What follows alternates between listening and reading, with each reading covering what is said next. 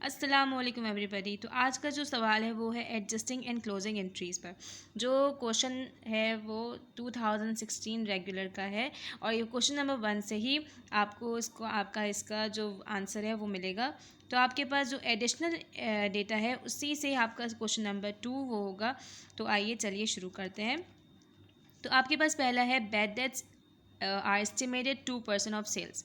तो ये आपके पास इसकी सेल के बैड डेट्स एक्सपेंस निकलेगा। तो आपके पास इसकी एंट्री जो है वो ये है, bad dates expense debit allowance for bad debts credit. तो आपके पास टोटल जो सेल्स है, जैसे यहाँ पे लिखे सेल्स रेवेन्यू 4,60,000 रुपीज़, इसका आपने 2% निकालेंगे तो आपके पास होगा 4,60,000 का 2% निकलेगा, वो होगा 9,200। ये अल्लाह ये मच्छर, सो फॉरगेट इट। अब उसके बाद हम यहाँ पे चलते हैं। नेक्स्ट आपके पास एंट्री जो दी हुई है, insurance was paid for 6 months on Jan 1st 2016। तो आपके पास यहाँ पे इसका मतलब है कि आपने एडवांस में पेमेंट कर दी है। तो एडवांस में पेमेंट कर दी है 6 महीने की। तो आपके पास insurance expense debit, prepare insurance credit, ये इसकी एंट्री है। तो आपके पास जो प्रिपेयर इंश्योरेंस आपको यहाँ पे दिया हुआ है वो है 30,000 रुपीज़। तो 30 insurance expense debit, prepare insurance credit 30,000 rupees से आपके पास ये आपकी एंट्री कंप्लीट हो जाएगी। उसके बाद नेक्स्ट आपके पास क्वेश्चन में यहाँ पे दिया हुआ है, अल्लाह, depreciation on furniture 20% of written down value.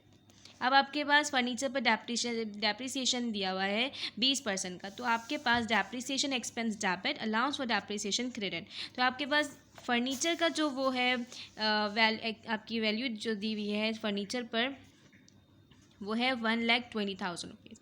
और आपके पास यहाँ पे एक्यूमुलेटेड डेप्रिसिएशन भी दिया हुआ है। तो यानी जो आपके फर्नीचर है उसमें आपने कितना आपने डेप्रिसिएशन आपके अलाउंस लगा, वो आपके जो हुआ वो उस पर आपको उसको लेस करेंगे। तो आपके पास ये है 1,20,000 माइनस 30,000, तो आपके पास बनेगा 90,000।